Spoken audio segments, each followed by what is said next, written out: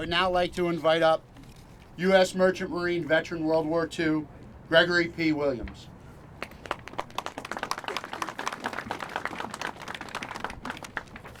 Good morning, Mr. Simonson, Mr. Hove, Mayor McCormick, Carlsen family, ladies and gentlemen.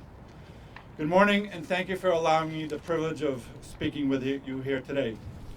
On behalf of President Wolf Wetterhahn, Captain von Retberg, and all the crew and members of the United States Merchant Marine Veterans of World War II and the SS Lane Victory, which is the only surviving fully operational World War II victory ship left in the world today, I thank you for the opportunity for honoring one of the finest seamen ever to sail the oceans.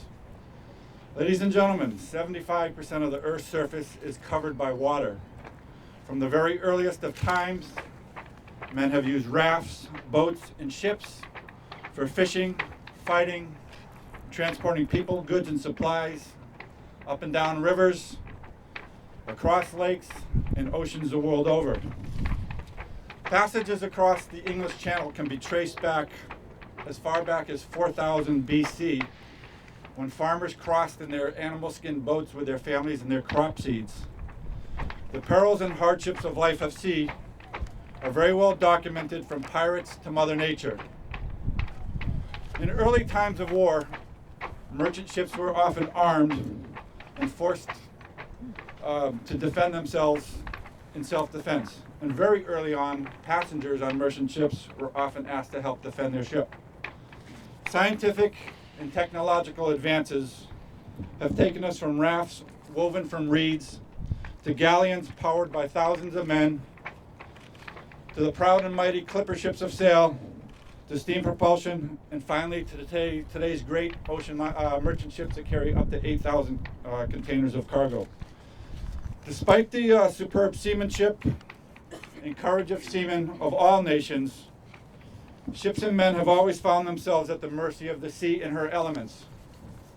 Maritime history is recorded in poetry, song, romance, and literature in every language. Of lovers, husbands, brothers, sons, and family members and brethren who set sail never to return again. There is a pact between man and the sea. The sea will never be tamed. Honor and respect her fury, yet revel in and cherish her beauty and glory that precious few will ever witness. Today we honor the loyalty and bravery of Captain Carlsen. His efforts to save the stricken flying Enterprise are very well documented. In America's darkest hour of World War II, the United States Merchant Marine and the civilian seamen, of which Captain Carlsen was one of them, were tasked with delivering the tens of millions of tons of cargo to soldiers and troops all over the world. In addition to ship convoys or sailing individually to ports all over the globe, the United States merchant vessels participated in every single invasion of World War II. It took 7 tons of cargo and supplies to support one soldier for 1 year in World War II. Every helmet, every jacket, every tank, every jeep, every bullet, every piece of underwear, every boot, every jacket was delivered to the soldiers by civilian seamen of the United States Merchant Marine on ships just like the Flying Enterprise. They paid dearly for their devotion. In 1942, German U-boats and enemy planes sank an average of 33 merchant ships just like the Flying Enterprise every single week. It was a staggering loss of men, ships, and materials. As a result, the United States Merchant Marine suffered the highest casualty loss ratio of all of the services in World War II. The United States Navy lost 1 of every 144 men. The Army lost 1 of every 64 men. The United States Marine Corps lost 1 of every 36 men. And the civilian seamen of the United States Merchant Marine lost a staggering 1 of every 26 men that went to sea. All of our heroic forces suffered.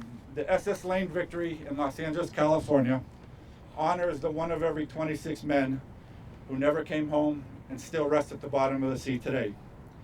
Captain Carlsen's seamanship skills, his courage, and his bravery played out long before the Flying Enterprise event.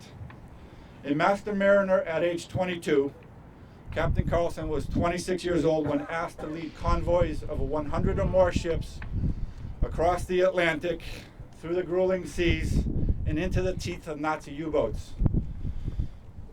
It was a task that he performed with great distinction. The sea is a very unforgiving world. Within her dark depths lie the remains of mortal men. The sea knows no views of good men or bad. She harbors all secrets and she tells no tales.